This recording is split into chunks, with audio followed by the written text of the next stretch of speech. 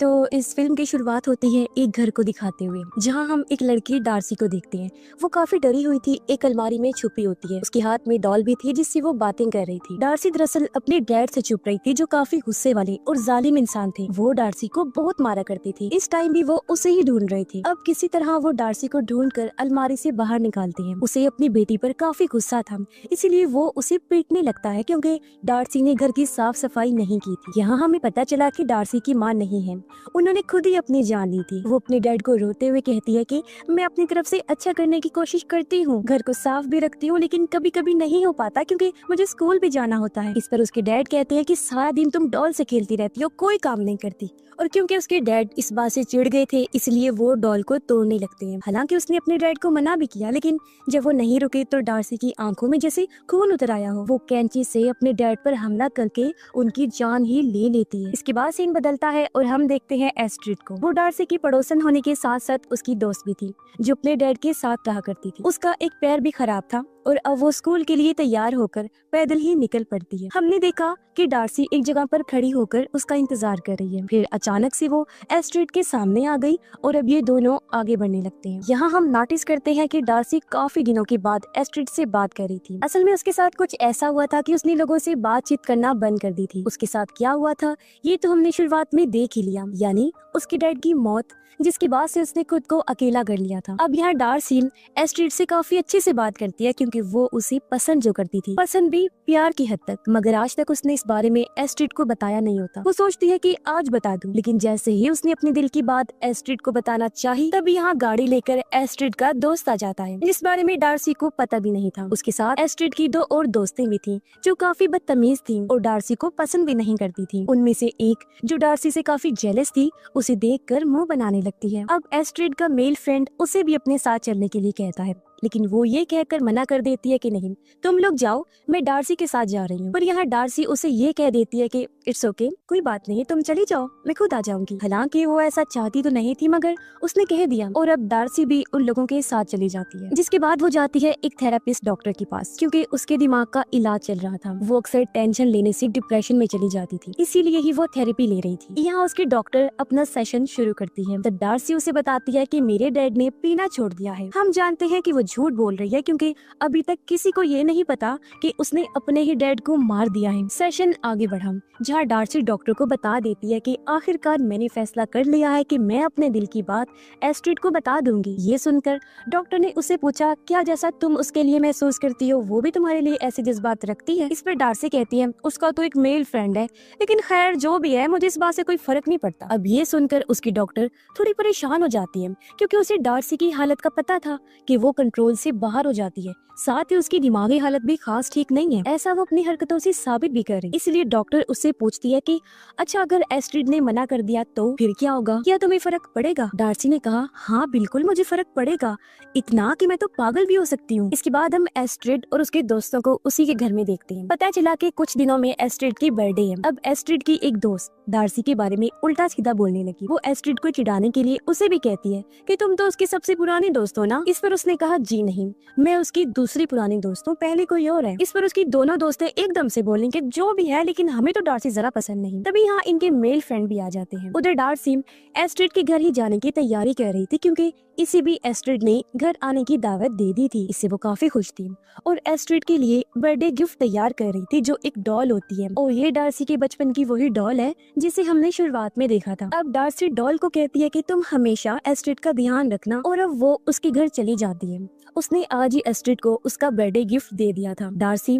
उसके दोस्तों से भी मिलती है, मगर जब एस्ट्रिड उसके लिए ड्रिंक लेने गई तो पीछे से उसके दोस्त डार्सी का मजाक बनाने लगते हैं। जेलस दोस्त तो ये भी कहती है कि डार्सी बहुत ही अजीब है, उल्टी सीधी चीजें खाती रहती है। इस पर सभी लोग उस पर हंसने लगे और गुस्से में वो वहाँ से चली जाती है। तब यहाँ एस्ट्रिड भी आ गई। उसके दोस्त कहते हैं कि पता नहीं क्यों अचानक डार्सी चली गई, मगर एस्ट्रिड को पता था कि जरूर इन लोगों ने ही उसे कुछ उल्टा सीधा बोला होगा जब भी वो चली गई। खैर, यहाँ उसके दोस्त उसे डार्सी का दिया हुआ गिफ्ट खोलने का कहते हैं। गिफ्ट खोलकर वो उसे डॉल को बाहर निकालते हैं। सबने मुंह बना लिया क्योंकि वो उन्हें अजीब लग रही थी। इस पर एस्ट्रिड कहती है कि मुझे तो इस डॉल में कोई प्रॉब्लम नहीं लग रही, आम ही गुड़िया है और मेरी बर्थडे का गिफ्ट है। उसके दोस्तों ने बड़ी अजीब बात कह दी कि ये तो बिल्कुल डार्सी के जैसे ही दिख रही है।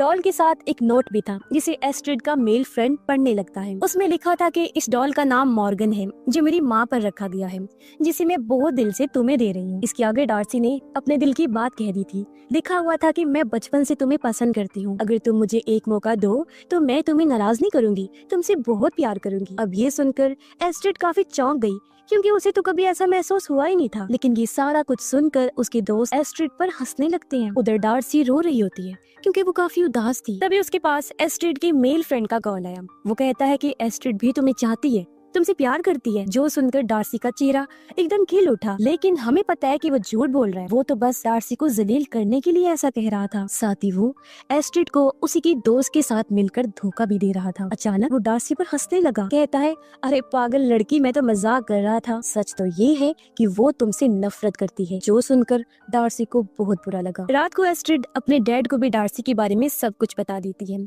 उसके डैड ने बताया कि उसकी मॉम मॉर्गन और मैं दोस्त हुआ करती थी और उस बेचारी के साथ बहुत बुरा हुआ था। इस पर एस्ट्रिड ने पूछा कि आखिर उन्हें हुआ क्या था। उसके डैड ने जवाब दिया कि फिलहाल बेटा मैं तुम्हें कुछ नहीं बता सकता। अब एस्ट्रिड अपने डैड को डार्सी का दिया हुआ गिफ्ट भी दिखाती है, पर इतने में ही डार्सी उनके घर ही आ गई, जिसकी हालत काफी खराब लग रही थी। वो एस्ट्रिड को कहती है क्या तुम मुझे प्यार नहीं कर सकती। तब एस्ट्रिड उसे समझाने की कोशिश करती है तो फौरन वो बोल पड़ी कि तुम मुझे मत समझाओ, मैं सब जानती हूँ कि तुम मुझसे नफरत करती हो ना, ऐसा मुझे तुम्हारे मेल फ्रेंड ने बताया है। एस्ट्रिड जवाब देती है कि ऐसा कुछ भी नहीं है, वो झूठ बोल रहा है। अब डार्सी उसे कहती है कि मैं अपना प्यार साबित करके रहूंगी, मैं खुद को आग लगाकर जला लूंगी।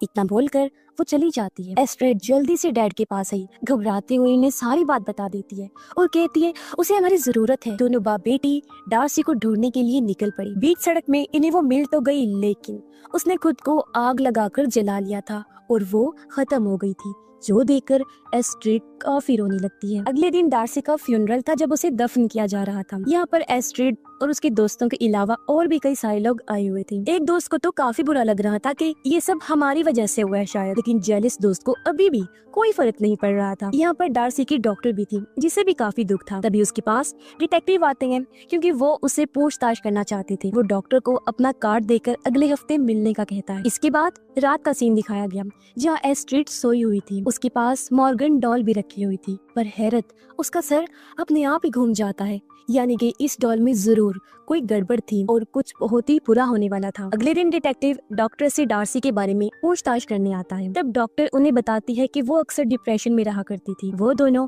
उसके डैड के बारे में भी बात करते हैं। डिटेक्टिव कहता है कि काफी टाइम से उसके डैड लापता हैं और उन्हें कभी किसी ने देखा ही नहीं है। डॉक्टर बताती है कि डार्सी के डैड बहुत जालिम इंसान थे, वो अच्छा बाप भी नहीं था, हमेशा ही डार्सी को परेशान करके रखता था, बहुत शराब भी पिया करता था, तो हो सकता है वो नशे की हालत में कहीं चला गया हो। वो दोनों उसकी मॉम के बारे में भी बात करते हैं। उन्हें भी पता चलता है कि उसकी मॉम का नाम मॉर्गन था। अब हो सकता है कि डॉल उसकी मॉम ने ही डार्सी को दी हो। घर में जब एस्ट्रिड की मेड काम कर रही थी तो अचानक उसके पास एक बॉल आकर गिरती है जो ऊपर वाले रूम से आई थी। वो घबरा गई, चाकू लेकर ऊपर चेक करने जाती है, लेकिन यहाँ मॉर्गन डॉल के अलावा और कोई नहीं था। अब जब मेड वहाँ से जाने लगी तो पीछे से मॉर्गन ने उस पर हमला कर दिया। वो चाकू उसकी पीठ में घोंपकर उसकी जान ले लेती है, जिसका मतलब साफ था कि ये डॉल किसी तरह जिंदा हो गई है, जो जाहिर है बहुत ही खतरनाक थी। रात को एस्ट्रिड के डैड किसी काम से घर से बाहर जाते हैं। वो जब घर पर अकेली थी तो उसकी दोनों दोस्तें आ जाती हैं जो एस्ट्रिड का मूड ठीक करने आई थी। वो उसे समझाती हैं कि जो कुछ भी हुआ उसमें तुम्हारी कोई गलती नहीं है, इस चीज को तुम इतना दिल पर मत लो, जिससे उसका मूड भी थोड़ा अच्छा हो जाता है। अगले दिन एस्ट्रिड के पास डॉक्टर आई जो उससे बात करना चाहती थी। वो उसे अपना कार्ड देकर कहती है कि मुझसे जरूर मिलने आना। रात में एस्ट्रिड के दोनों दोस्त जो उसे धोखा दे रहे थे वो एक साथ गाड़ी में बैठे होते हैं। उसकी फीमेल फ्रेंड कहती है कि मेरा फोन एस्ट्रिड के घर ही रह गया है और अगर उसने फोन चेक कर लिया तो हम दोनों के बारे में उसे सब पता चल जाएगा। इसीलिए वो रात में ही उसके घर जाने का फैसला करते हैं क्योंकि इस टाइम एस्ट्रिड अपनी क्लास में होती है। अब उसके मेल फ्रेंड के पास घर की एक्स्ट्रा चाबी थी जिसकी मदद से दोनों घर के अंदर आ गए। अब उसकी फीमेल फ्रेंड फोन ढूंढने रूम में चली गई, जबकि उसका दोस्त घर से बाहर ही रुक जाता है ताकि नजर रख सके। लेकिन एक गड़बड़ हो जाती है क्योंकि आज एस्ट्रिड क्लास से घर जल्दी लौट आई थी। घर के बाहर वो अपने दोस्त को देखकर काफी हैरान रह जाती है, लेकिन वो एस्ट्रिड को अंदर ही जाने नहीं देता ताकि वो अपने दोस्त को पकड़ न ले और आसानी से वो अपना फोन ढूंढ ले। इसीलिए बहाना बनाकर वो एस्ट्रिड को वॉक पर ले जाता है। उधर एस्ट्रिड की दोस्त को अपना मोबाइल मॉर्गन के पास से मिलता है। फोन उसने ले लिया था, लेकिन जब वो कॉल सुन रही थी तो पीछे से मॉर्गन हमला करके उसकी गर्दन पर कट लगा देती है, जिससे तेजी से उसका खून बहने लगा। वो मॉर्गन को देखकर बाथरूम में चली गई। छुपने के लिए बाथ टब में लेट जाती है, क्योंकि उसकी हालत काफी खराब थी, इसलिए वो बाथ टब से बाहर नहीं निकल पाती। और तभी उसके पास मॉर्गन ये खूनी डॉल आकर पानी से बाथ टब को भर देती है, जिसमें डूबकर एस्ट्रिड की दोस्त की मौत हो जाती है। अब एस्ट्रिड का मेल फ्रेंड अपनी गाड़ी में ही रुककर मरी हुई दोस्त का इंतजार करता है, मगर काफी देर तक जब वो नहीं आती तो ये उसे मैसेज करता है, जिसका जवाब भी आता है, जो जाहिर है मॉर्गन डॉल ने ही किया था। और तभी हम उसकी गाड़ी के शीशे में मॉर्गन की परछाई को भी देख पाते हैं। अब वो दिन आ जाता है जब एस्ट्रिड का बर्थडे था। सभी दोस्त उसके घर पर आते हैं, लेकिन वो घर पर नहीं थी, और क्योंकि ये उसे सरप्राइज देना चाहते थे इसलिए तैयारी करने लगते हैं। अब इन्हें नहीं पता था कि इनकी एक दोस्त मर गई है, इसलिए एस्ट्रिड की दूसरी दोस्त उसे मैसेज करती है, जिसका रिप्लाई भी मॉर्गन डॉल करती है। लेकिन ये लोग इस बात से अनजान थे कि यहाँ एक खूनी डॉल है जो जिंदा है। एस्ट्रिड डार्सी के डॉक्टर से मिलने गई हुई थी। वो डॉक्टर को बताती है कि मुझे डार्सी ने एक डॉल तोहफे में दी थी। ये सुन डॉक्टर काफी परेशान हो गई। वो कहती है मुझे वो डॉल दिखाओ, जो देखने के लिए दोनों एस्ट्रिड के घर जाने लगते हैं। उधर एस्ट्रिड के मेल फ्रेंड के पास उसकी मरी हुई दोस्त के नंबर से मैसेज आता है। वो कहती है मैं ऊपर हूँ, तुम भी आ जाओ, जो काम भी जाहिर है मॉर्गन का था। इसलिए एस्ट्रिड का मेल फ्रेंड बहाने से अपने दोनों दोस्तों को घर से बाहर भेजकर ऊपर जाता है, लेकिन वहाँ उसे अपनी वो दोस्त नहीं बल्कि उसकी लाश मिलती है, जिसे देखकर वो रोने लगता है। पर तभी यहाँ मॉर्गन आकर उसे चुप करवा देती है, प्यार से नहीं मार से, क्योंकि वो एक रॉड से हमला करके पहले उसे जख्मी करती है, फिर मार मार कर उसका सर ही कुचल के रख देती है। एस्ट्रिड और डॉक्टर उसके घर आते हैं, जहाँ उसके दोस्त एस्ट्रिड को सरप्राइज देती है, जिसके बाद वो डॉक्टर को लेकर अपने रूम में आ जाती है और उसे वो डॉल दिखाती है। डॉक्टर एस्ट्रिड को बताती है कि डार्सी की मॉम डॉल्स बनाया करती थी, लेकिन इसके साथ वो काला जादू भी करती थी, और मैं यहाँ यही चेक करने आई हूँ कि कहीं ये डॉल भी काले जादू से कर्ज तो नहीं, यानी कि ये भी श्रापित तो नहीं। डॉक्टर बड़े गौर से डॉल को देखने लगी, फिर वो उसे कहती है कि तुम बाहर जाकर पार्टी एंजॉय करो, तब तक मैं इस डॉल को अच्छे से चेक करती हूँ। एस्ट्रिड के जाने के बाद डॉक्टर ने देखा कि डॉल के सर पर इंसानी बाल हैं, जिससे वो काफी घबरा गई, क्योंकि उसे ये बात कंफर्म हो गई थी कि सच में इस डॉल पर भी काला जादू किया गया है। और चेक करने पर उसे एक इंसानी दांत भी मिलता है। तब टेंशन में आकर वो जल्दी से पुलिस को कॉल कर देती है। फिर डॉक्टर बाहर आ गई एस्ट्रिड को सब कुछ बताने के लिए, लेकिन जब वो रूम में वापस आती है तो डॉल वहाँ से गायब हो चुकी थी। इसीलिए डॉक्टर डॉल को ढूंढने लगी, पर अचानक सामने से आकर डॉल डॉक्टर का गला जोर से पकड़ लेती है और उसने डॉक्टर को बेहोश कर दिया। कुछ देर बाद एस्ट्रिड जब रूम में आती है तो वो डॉक्टर को बेहोश पड़ा हुआ देखती है, लेकिन कुछ भी समझने से पहले मॉर्गन डॉल उठ खड़ी हुई। वो चलकर एस्ट्रिड के पास आने लगी, जिससे वो काफी डर जाती है। इतने में डॉक्टर को भी होश आ गई थी, और यहाँ आखिरकार डॉल अपना मास्क हटाती है और अपना चेहरा दिखाती है। पर हैरत, ये डॉल मॉर्गन और कोई नहीं बल्कि डार्सी थी। जी हाँ, वो मरी नहीं थी बल्कि जिंदा थी। तो अब हमें पता चलता है कि ये सारा नाटक शुरू से लेकर अब तक डार्सी कर रही थी, ताकि वो एस्ट्रिड के साथ उसके घर पर रह सके, एक डॉल के रूप में, जिंदा डॉल बनकर। और जो वो खुद को जलाने की बात कर रही थी तो उसने किसी और को जलाया था, जो और कोई नहीं बल्कि उसके डैड ही थे। इससे हुआ ये कि उसने अपने डैड की लाश को भी ठिकाने लगा दिया, क्योंकि लाश गल सड़ रही थी तो सबको शक हो सकता था, तो ऐसे उसका काम आसान हो गया। अब पुलिस को लाश की पहचान करनी थी, इसलिए डार्सी ने अपना दांत लाश के पास रख दिया, जिससे पुलिस को यही लगा कि ये डार्सी की लाश है और वो मारी गई है, जिससे ये चीज तो साफ हो गई कि डार्सी कितनी चालाक है। अब यह डार्सी भी हैरान कुन जानकारी देती है कि मेरी माँ ने खुद अपनी जान नहीं ली थी,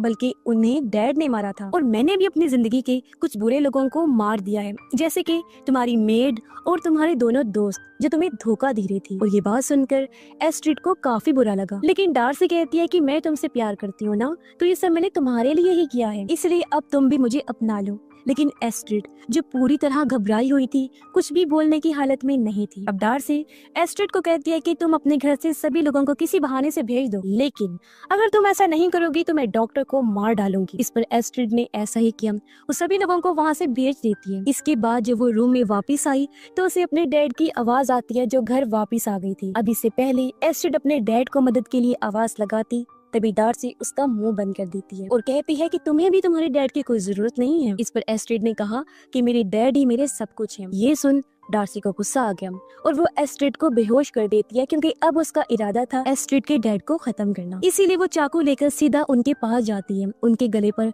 छोटा सा कट लगा देती है, जिससे वो खत्म होने लगते हैं। कुछ ही देर में डिटेक्टिव भी यहाँ पहुँच गया था, लेकिन डार्सी उस पर भी चाकू से हमला करके उसकी जान ले लेती है। दूसरी तरफ एस्ट्रिड और डॉक्टर खुद को आजाद करके नीचे आ जाती हैं, जहाँ उसके डैड खून में लथपथ नीचे पड़े हुए थे। पर एस्ट्रिड देखती है कि उसके डैड अभी भी जिंदा हैं। तभी चाकू लेकर डार्सी इनके सामने आ गई। वो कहती है कि मेरी माँ के मरने में तुम्हारे डैड का भी हाथ है, क्योंकि मेरी माँ और तुम्हारे डैड के बीच में कुछ चल रहा था। इस पर एस्ट्रिड के डैड उसे कहते हैं कि ऐसा कुछ नहीं था, हम दोनों तो सिर्फ अच्छे दोस्त ही थे। इस पर डॉक्टर भी कहते हैं कि हाँ ये ठीक कह रहे हैं, क्योंकि मैं भी तुम्हारी माँ की अच्छी दोस्त हुआ करती थी। तभी पीछे से आकर एस्ट्रिड की दोस्त डार्सी पर हमला कर देती है, लेकिन अगले ही पल वो उठ खड़ी हुई और एस्ट्रिड के डैड की गन से उस पर ही गोली चला देती है। वो डॉक्टर पर भी गोली चला देती है, क्योंकि वो बहुत ज्यादा बोल रही थी। अब तंग आकर एस्ट्रिड डार्सी को ये कह देती है कि मैं तुमसे बहुत प्यार करती हूँ, जिससे डार्सी को काफी अच्छा लगा। अब वो दोनों एक दूसरे के पास आ रही थी।